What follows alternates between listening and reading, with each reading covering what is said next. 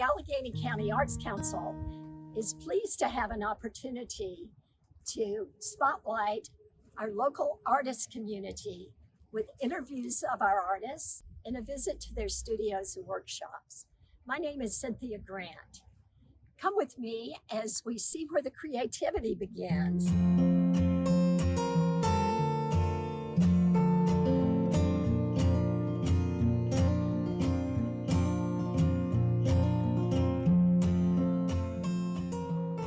Hello, we're with Diane, Maggie, and Lou Morrison of Three Crows, North Carolina and New York. Thank you for inviting us in today. Yeah, thanks for being here. Thanks for coming. Absolutely. I want to know how you landed here in Alleghany County. Well, Diane and I met on the Outer Banks, oddly enough, and in the mid-70s. And to escape the tourist onslaught in the summer, Diane had a roommate who was, through family, had some property up here on the New River, and we used to come up here to get away from the beach when it was really busy. And as Nag said, the Outer Banks was growing. Yeah. Absolutely. When we lived there were no fast food restaurants, no franchises, none of that. And that all changed, and it got to be huge. And we like small, sleepy, little quiet places, and we found Alleghany County, so we decided to make the trip from the Outer Banks here. And is here where you were born? Yeah. Excellent. I think I'm the only member of our family technically born in Sparta. Yeah, I was born right here. Terrific. Yeah. That's enough. That's enough. When did you first think you wanted to be artists? I knew from very young, from the time I was little, I had all of the art supplies. They bought me watercolors and colored pencils and crayons and markers, and I also had a habit of sort of confiscating the art supplies from my younger siblings, and I had all of them. So, and I was always finger painting or, making something, and they bought me a t-shirt when I was young that said, "I'm not messy, I'm creative," because my space was always pretty messy with like art supplies and things. So I think from a very young age, and I've had the privilege and opportunity to get to try a lot of different types of artwork throughout my life, which is nice. Did you study it in school? I did. My undergrad degree is in fine art. Excellent. Yeah. And where did you get that degree? At Salem College in Winston-Salem. Yeah. Class of 70. Oh, really? Yes, Oh, that's Salem so great. Sisters. Yes. And did you all follow suit with Maggie, or did you come by your creativity independently? Well, I've kind of been into art since I was little too, except when I was little, it wasn't something that parents fostered in their kids, art and those sorts of things. And I remember my dad saying, "Well, you can't make money doing that," when I was up getting older, and it was just never fostered, but I was always interested in it. I was always into clay or paints or something, and as I got to be a young adult, I did stained glass work and sold it. I did calligraphy and I sold it. I've done a lot of different things like that and made a little money here and there doing it. And then when Maggie was at Salem, we did a class together at the Sawtooth Center. And we started in precious metal clay is where we started. And it just kind of mushroomed from there. We started out with precious metal clay. It's a clay made by Mitsubishi, and they make it in gold, silver, bronze, copper, and you can roll it, sculpt it, texture it, and cook it in a kiln, and it turns into a piece of fine silver jewelry. And we started there, and then here we are. We've kind of morphed into sheet metal and nice stones and just a lot of different things. So. Excellent. I'm probably the interloper here because to use the word artist and my name in the same sentence seems a little weird to me. Is that because you're not accustomed to it yet, or because you do another side of the business, or? I've always been around construction. So my job really is just building fixtures and displays and stuff in the process. I'm a mechanic, I'm not an artist. So do you assist some with discerning whether a particular design is going to work?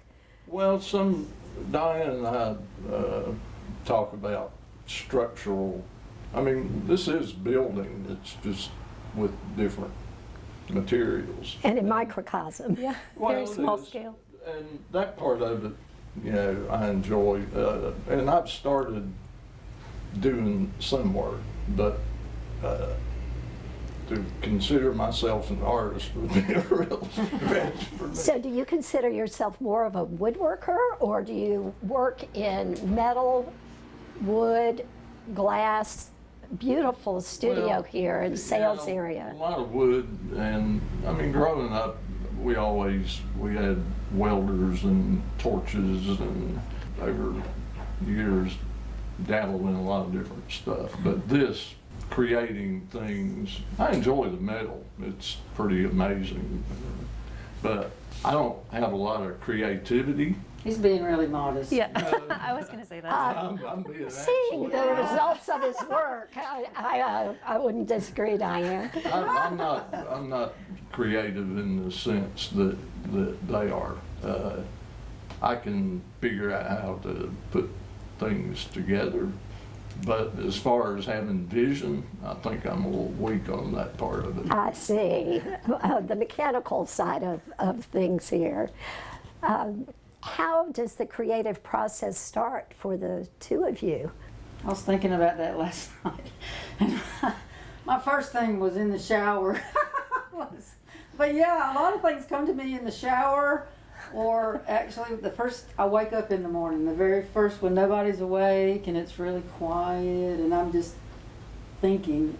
A lot of ideas come to me then, or when we hike a lot, we're out in nature, we love the out of doors. When I get outside and I see a flower, or I see combinations of colors of the flowers or the trees, I look at them and I think, well, how can I recreate that in my silver or my enamel? But that's kind of how it cuts. It's usually nature, really, but. And how about you, Maggie?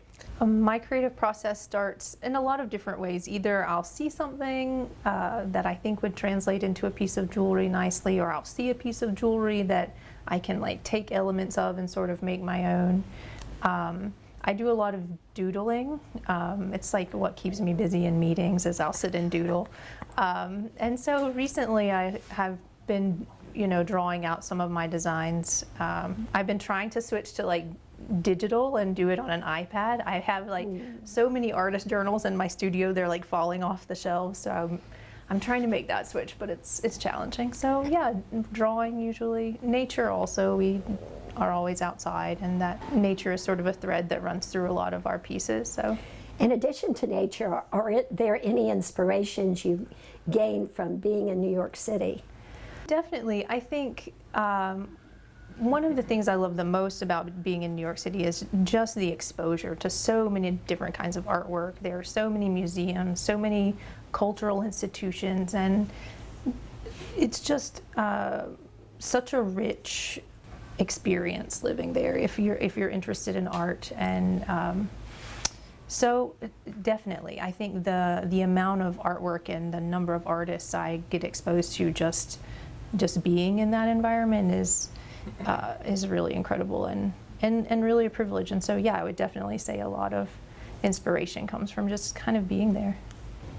Do you work with individuals in creating a commissioned work often, or do you work pretty much exclusively with your own designs? I think we do both. I would say the vast majority of our work is our designs, and but all of us take custom orders, and so depending on what the customer wants, we'll try to work with them and come up with a design that is something we feel confident doing, and also something that they like.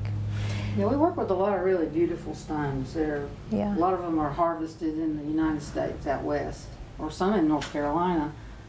But we display some of those on occasion, or we keep a small amount out, and people come in and they don't necessarily see a piece of jewelry that they want, but they see a stone that they want, or they want to look at the stones that you have, and they will pick out a stone and ask you to make something out of it. And some people are very prescriptive about what they want, and some people just go, oh, you just fix it. I know I like it in the end. So, and that's kind of nice to have.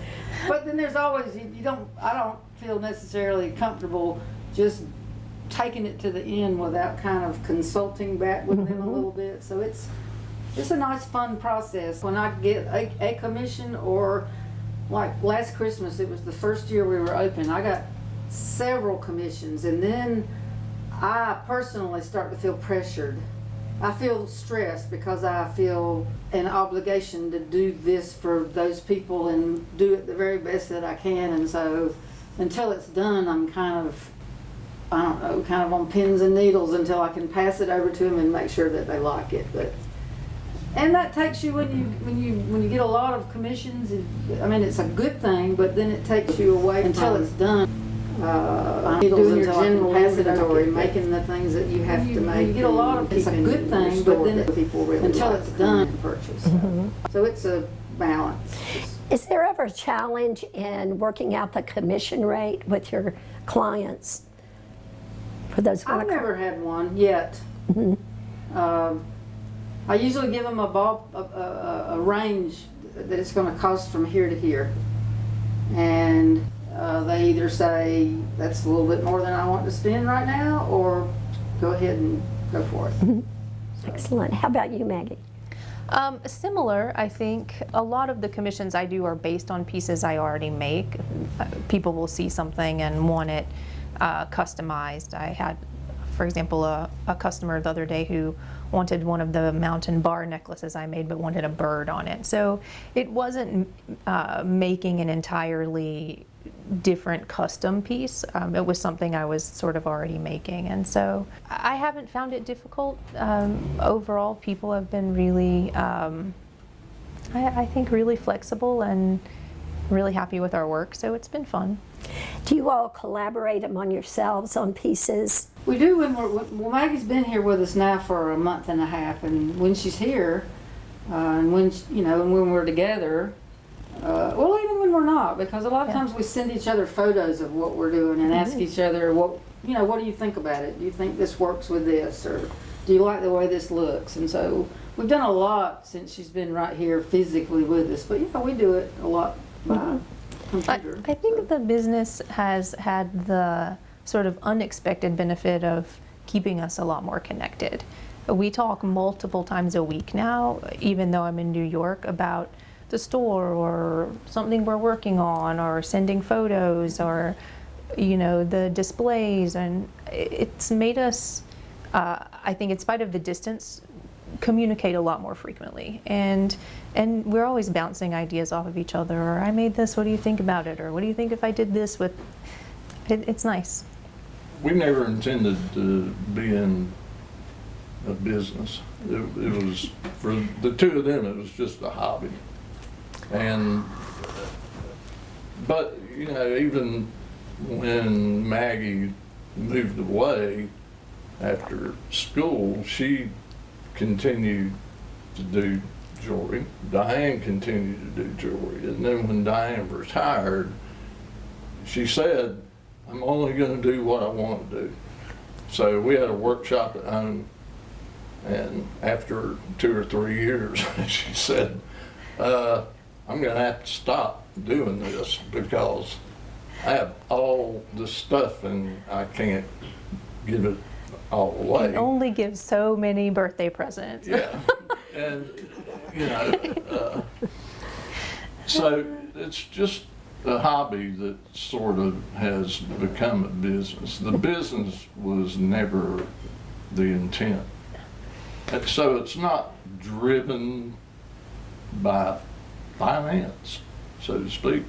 I mean, obviously, when you do this, you have to make enough money to pay your overhead and stuff. But if I woke up this morning and thought, God, I got to sell something today, that would be really uncomfortable. So as it is, we just come here and work. It's just our workshop, and people come into it and buy stuff.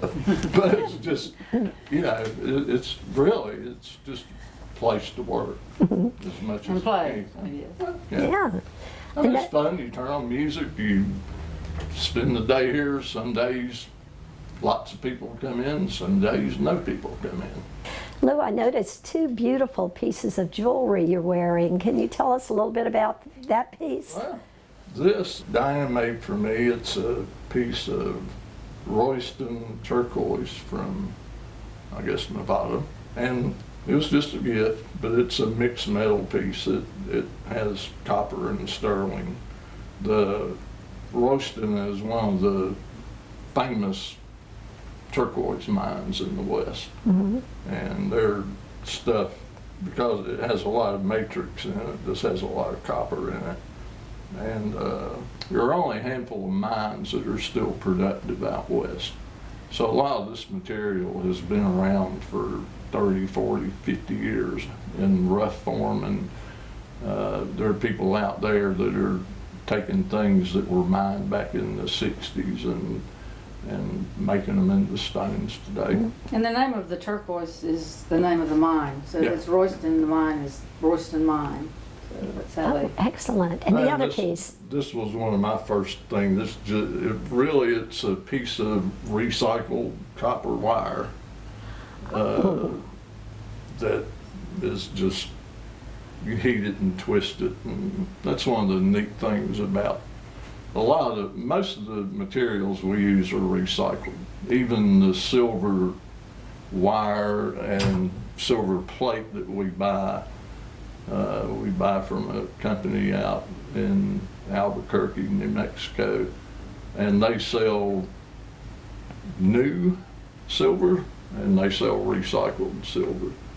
So you can save your scraps and sell it to them and they reprocess it. So the silver we buy is recycled. A lot of the material you'll see around here, we have people. I was in the construction business for a long time. I still have friends that do that.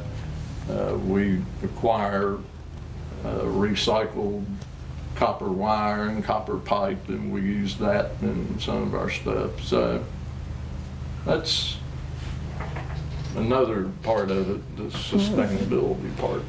So you do it for sustainability reasons. Is it better to work with? It's the same to work with, Okay. really. The metal comes in the same form. It comes in sheet or wire, and there's no difference between like the workability of it. Some of the construction stuff we get, the like surplus or copper. some of the copper stuff we have to process first. So meaning that it comes in tubes. So if we need it flat, we heat it up and cut it open and flatten it out and roll it through a mill. We have a mill over there that sort of flattens it and allows you to sort of adjust the thickness depending on what you're making. But the composition of the metal is the same whether it comes directly from the supplier or we get it as recycled material. You spoke a bit about what inspires you in the way of nature, living in this beautiful, relaxed atmosphere, museums. Is there a person that has inspired you in this work? Well, if I had to pick one person, I guess it would probably be James Carter. I guess because he's actually, Maggie and I took a lot of classes at the Sawtooth Center in Winston, but James Carter is a master goldsmith, and he's won several jewelry awards, and he has a studio in Carborough, North Carolina. And Maggie and I've taken several workshops from him. Maggie and I took one together with him, and you just come away from something like that with a whole renewed sense of, wow, I can make this. He kind of walks you through things that you didn't even think personally, I didn't even think I could create.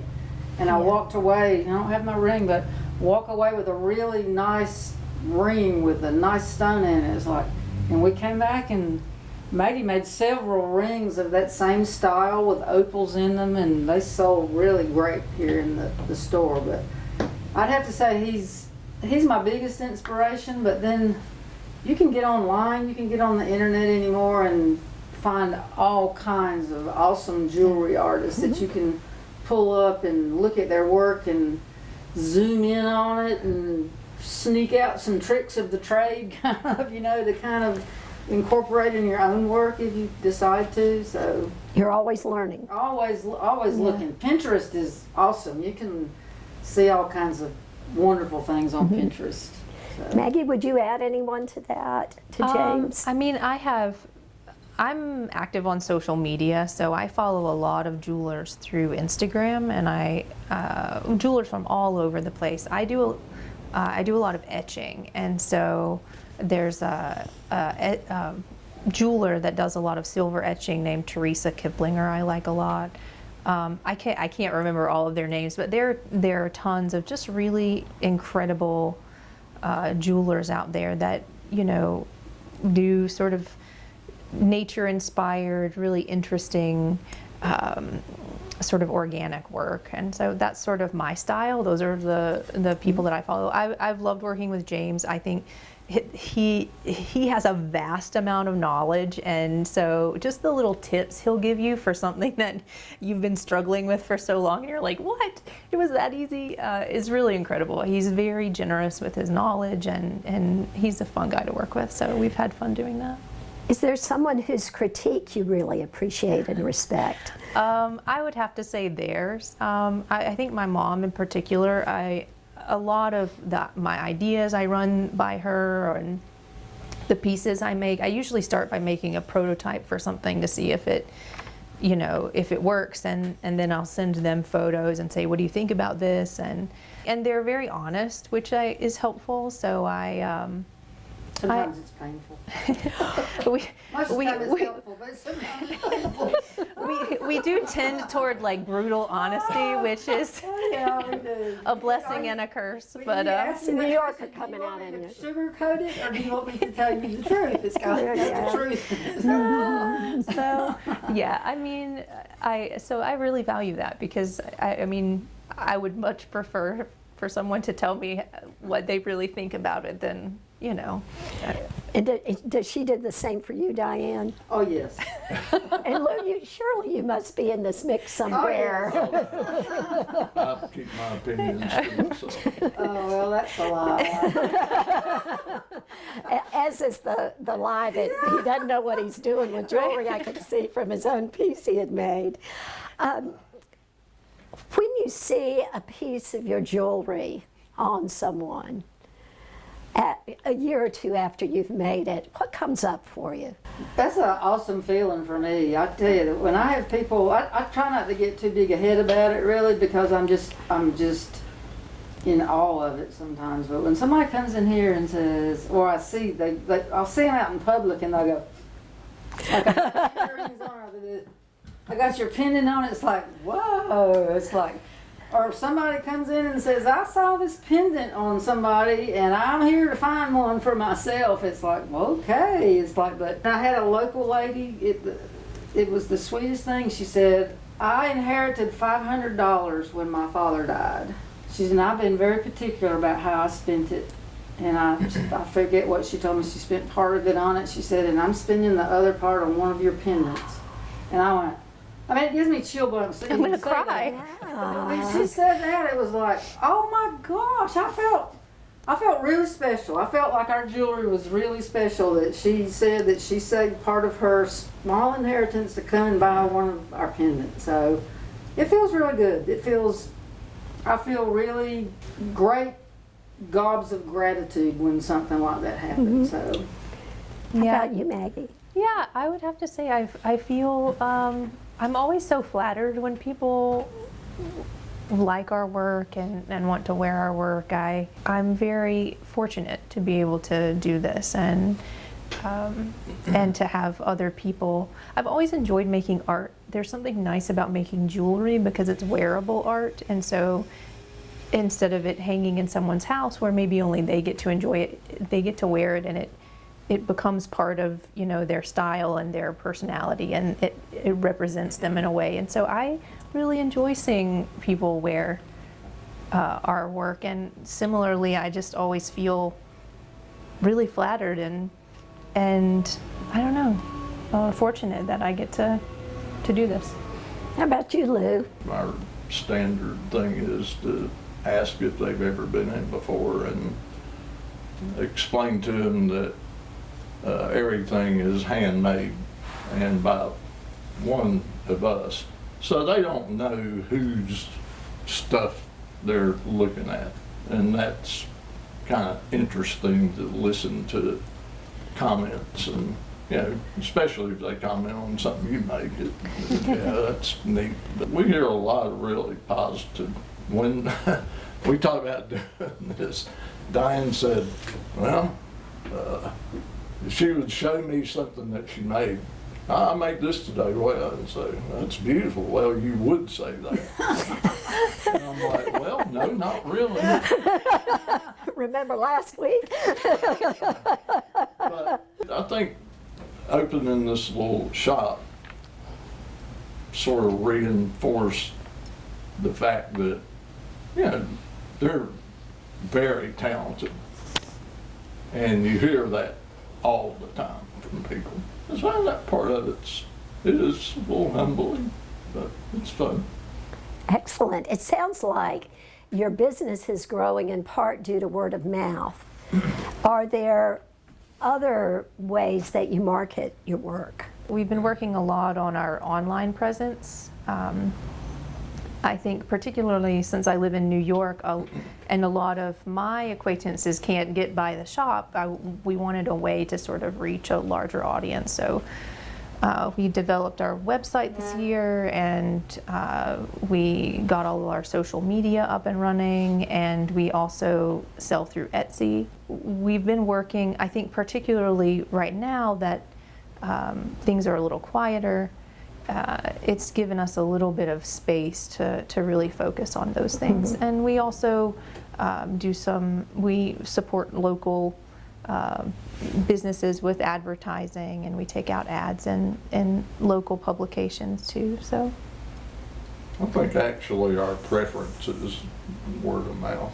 Kind of fun to let it just grow at its own rate, and because we could very easily get overwhelmed in this, and that's not really what it's about for us. So, yeah, it's one of those double-edged swords. You want business, but then you also want the time to do what you want to do the way you want to do it. So it's just kind of a trade-off, I think. We didn't expect for it to grow, I think, as quickly as it did. We sort of said, you know, we're gonna try this, and maybe it'll work, and maybe it'll be a flop, and it really took off in a way that I don't think any of us were expecting, to the point where it was it became a little like stressful after a few months of like, oh, we have to make more things. It was a little scary, to be honest. And so, I mean, it was fun, and like I said, I think it kept us in contact, and it has kept us really connected, which is nice. But it definitely took off by word of mouth, because at that point we really didn't do advertising or have an online presence, and yeah, people really liked our work and were buying things, and then we were like, oh, people really like it, we have to make more things. Sure. You've talked about this wonderful rural environment here, the nature, the ability to hike, living a quieter life than the lives, especially you two lived earlier in your careers. Is there something unique about your art that, unique from other jewelry makers, that is inspired by this place, or is in other ways unique? I like to make a lot of just one-of-a-kind pieces, or do 2 or 3 of a kind, but the 2 or 3 pieces are different. But what really sells are the mountain pieces that I do. And I guess that would be unique to my art is, and I do a lot of different kinds, and I'm getting ready to start a new one that I've kind of got in my head. But I do a lot of mountain pendants, and I cut out all the pieces I saw all the pieces out by hand, and so They may look similar, but every one of them is different.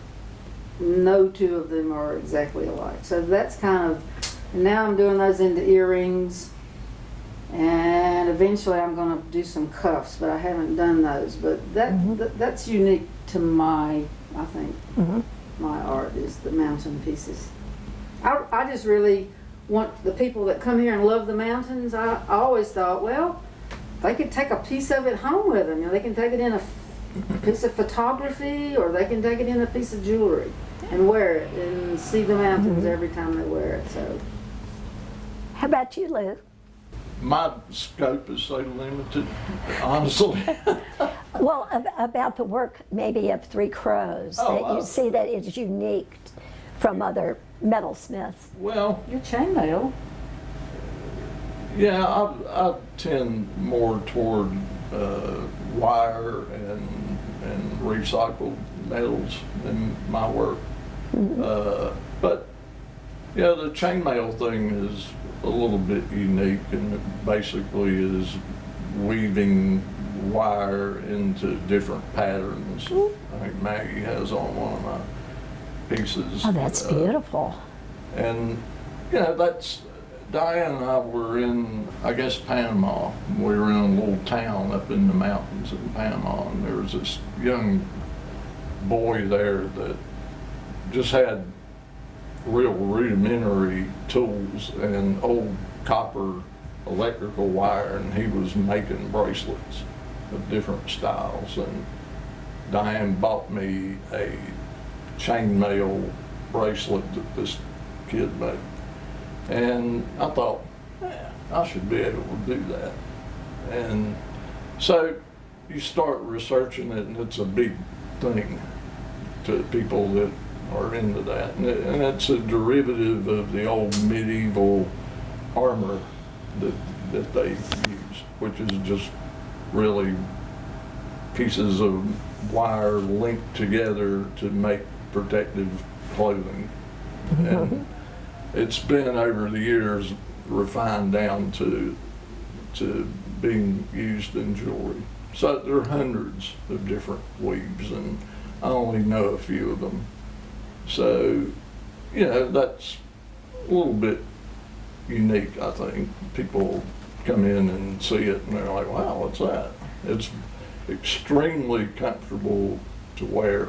It's very, I mean, it's Malleable. definitely formable, so, you know, and so that's probably a little bit unique.